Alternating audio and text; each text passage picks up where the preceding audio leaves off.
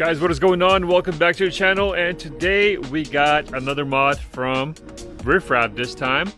I was really excited about this mod after I saw a couple of comments from some of you guys saying that I should get this and that, blah blah blah. So I went ahead and did some research on Riffraff and picked up this little mod. What do you guys think this is? Something to do with fuel. So let's open it up and see what we got.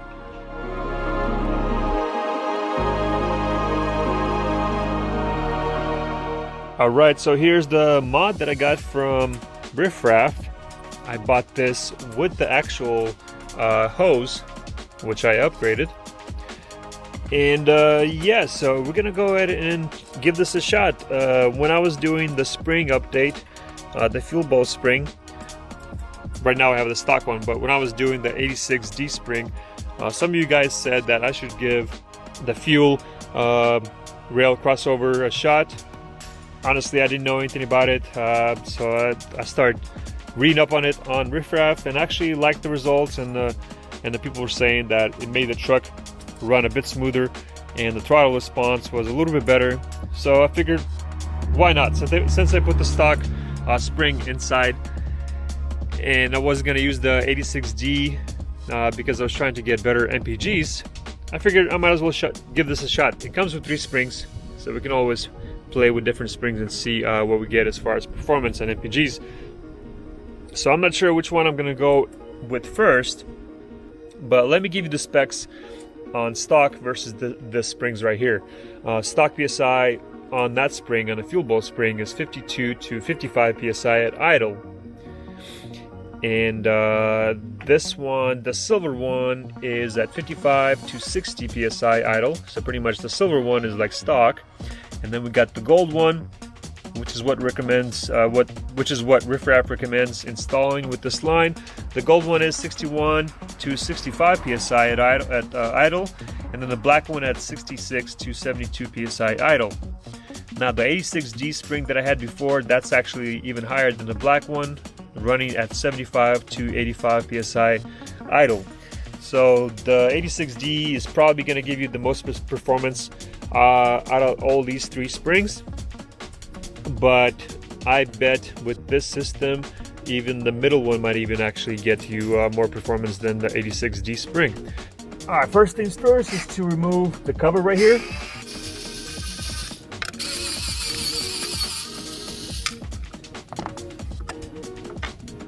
And now I'm gonna go ahead and remove the intake filter, the pipe, all the way to the turbo, so that's gonna be not gonna be in the way.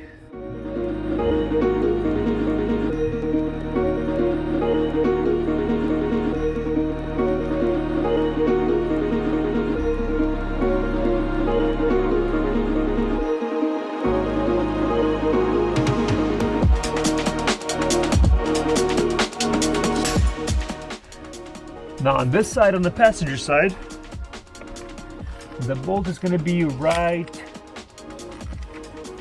kind of behind this harness, kind of hiding right here.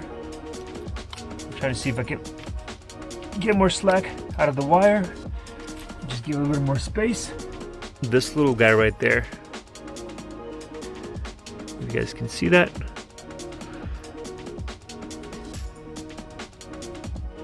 It's this square bolt right there. I don't know why they made that one a square, but that's the one you got to remove. And apparently it's going to be a pain in the butt to get to. What I'm going to do is I'm going to disconnect this cable, and then there's another cable that goes right here to another sensor, to the back pressure, I think exhaust back pressure sensor. Then I'll have a little more room right here. It's kind of a tight area, but I'll see what I can do. Let me see if I can scrape it a little bit to get so there's no debris falling into the hole.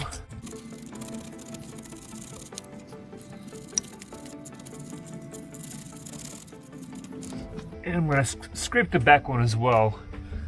And by the way, you do have to drain the bowl before you remove that bolt over here, because there's going to be some diesel coming out.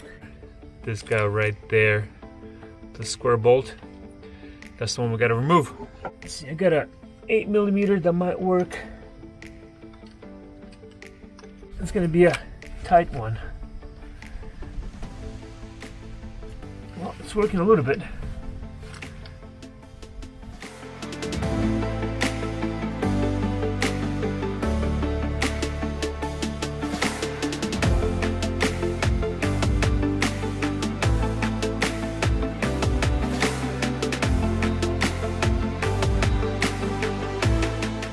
Well, it's pretty much good to go, but it's still awkward to grab it with your fingers.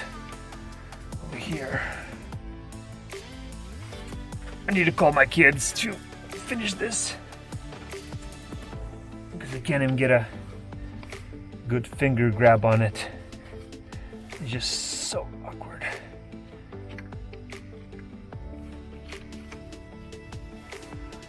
Well, I think these long pliers would help a lot.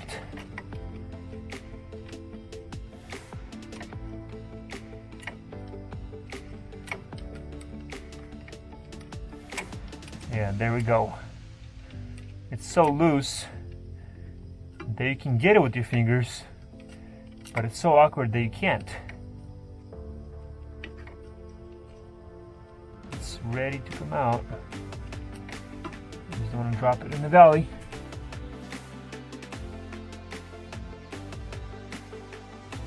There we go. Alright, now that we got this bolt out of the way and done, I'm gonna disconnect all this. I'm pretty familiar with all this now that I've done it a few times.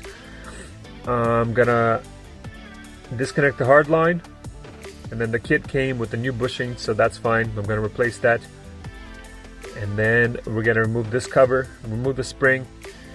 I'm still not sure what spring I'm gonna go with, but I'm probably gonna go with the stock, just so I can compare stock spring to basically stock to stock, because their silver spring is pretty much stock PSI.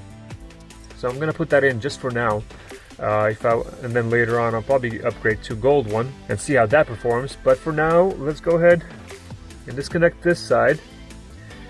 And then I'm gonna, once I have this finished, then I'm gonna go ahead and deal with the driver's side bolt over there. And we're gonna go ahead and run the lines over there. But for now, we're gonna use this cloth over here, just so in case stuff starts falling, it doesn't go into the valley. I think that should be fine. Alright, so let's disconnect this line.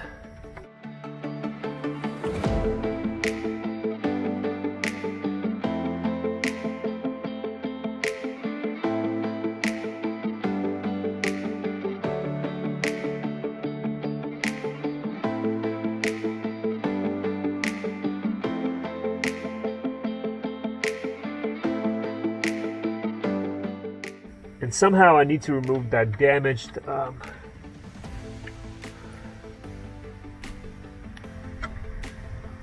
O-ring that's in there. Let me see if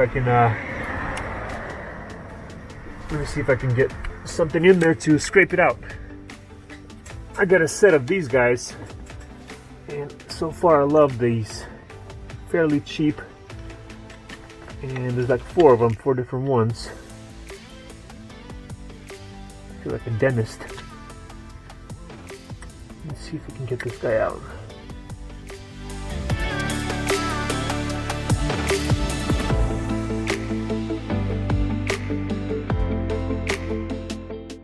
And there we go. So yeah, the kit comes with a new O-ring that goes inside of here. So that's set. That's gonna go like that. There we go. So now in order to install this guy, I'm gonna go ahead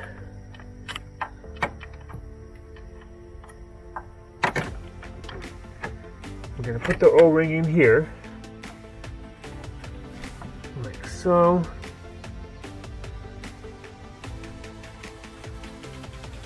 I thought I was gonna be able to maybe squeeze it in here without loosening the the two bolts that are holding the fuel bowl.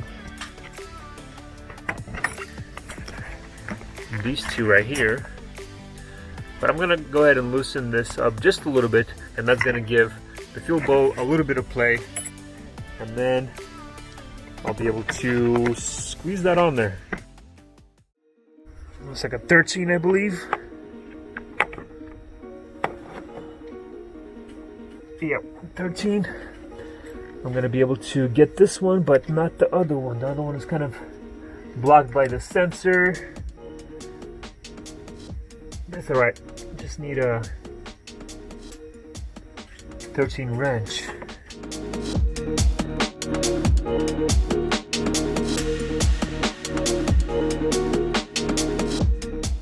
Remember, this is the part you don't have to do because it's my own custom annoying thing design, but because this bracket is on this side on most trucks, but because I wanted a different cover, I had to move the bracket to the front, blah blah blah, and now it's in the way of everything. But no big deal, no big deal.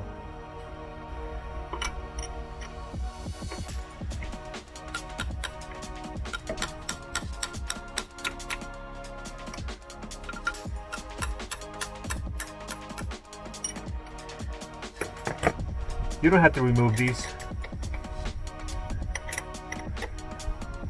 The point of this is to get some play in the fuel bowl when you're going to be installing the fuel crossover.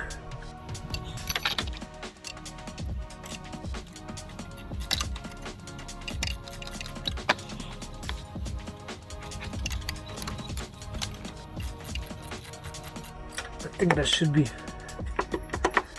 gives a little bit of a play. This should give me enough room to kind of,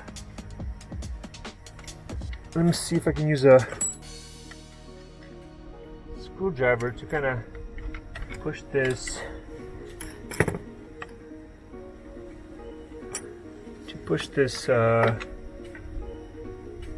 hard line out of the way. That'll work. There we go.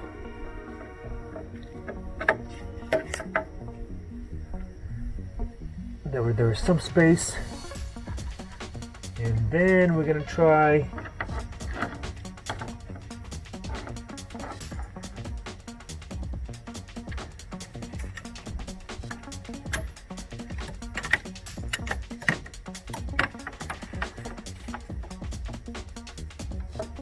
and now what we need to do is put this on here and just a little bit thread it on there, just a bit. There we go. And then we're gonna line up the spring right in the center. So that's gonna be good to go here.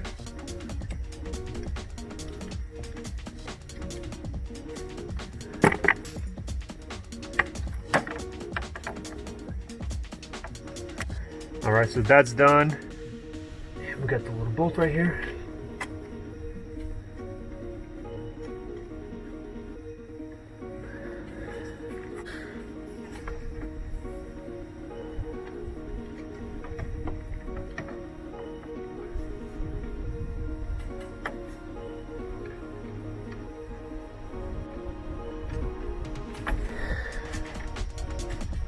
Alright guys, and here's the final result of this install. Pretty simple, pretty straightforward. I did have to bend the hard line back just a tiny bit to make it a little bit easier. So honestly, technically, if you don't loosen the fuel bowl, you can actually just kind of bend the hard line. This one right here. Just a little bit back, because there's a little bit of room to play with down below. So if you bend it back just a tiny bit, you should have enough room to install the FRX. Also on this end, it was kind of hard to record this side because it was so tight. Let me show you the final result. Right there, I kind of did it underneath in between the two cables. And I used the thread sealer to put the fitting into the head, tightened that up, and then I connected the line to that. It was a little bit tricky, but it just takes a little bit of time, and should be good to go. And now let me show you the other one. And this one honestly wasn't that bad actually. It's actually, I think this one was easier to remove and to install than the passenger one. It just looks further, it looks harder, but it's actually a little bit easier. And then I ran my line underneath the intercooler pipe, so it went down under the pipe alongside the valve cover. It's not really touching anything here, and it's actually okay if it's touching the turbo, because these are high temperature lines, so it's okay if they're actually touch a little bit. I try to install it so it's not touching the turbo, but if it moves, it touches, it's not a big deal. So basically when you're tightening it, you want to tighten, kind of move out, tighten, move out a little bit, and then on your last one, just kind of hold it in place the best you can, and then just tighten that in place, and you should be good to go. So yeah, basically the only thing that you see is this section right here and that loop, if you're actually looking for it. But in my case, the cover is going to cover most of that up. So let's go ahead and reinstall the intake, put it back together, and see how she looks.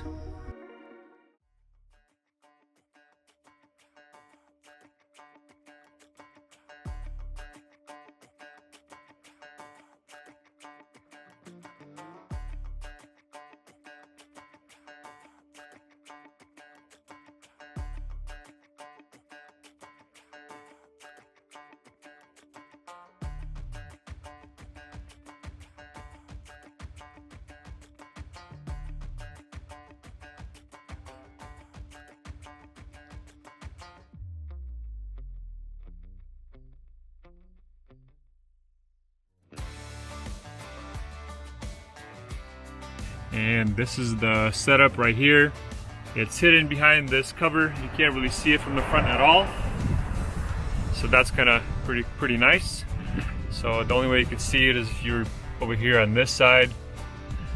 And I don't think I'm gonna have any issues with smog saying, oh, what is this modification? I hope they won't say anything, but I guess we'll see when it comes to smog in a year and a half or so. So let's go ahead and start up from the same distance as before, and we're gonna see how she sounds like compared to stock.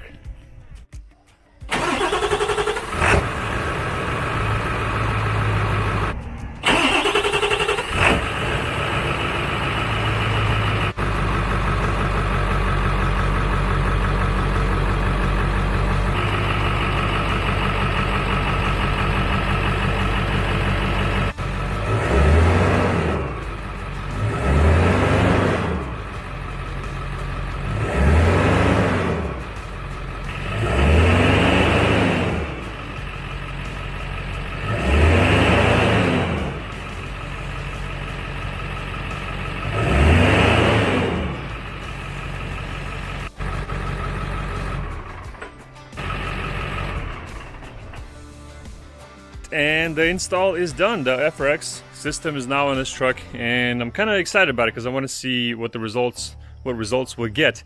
So after this is installed, you got to purge the system because I have to drain the fuel bowl. So to purge the system, you turn the key on for about 10-15 seconds, turn it back off, turn it back on again.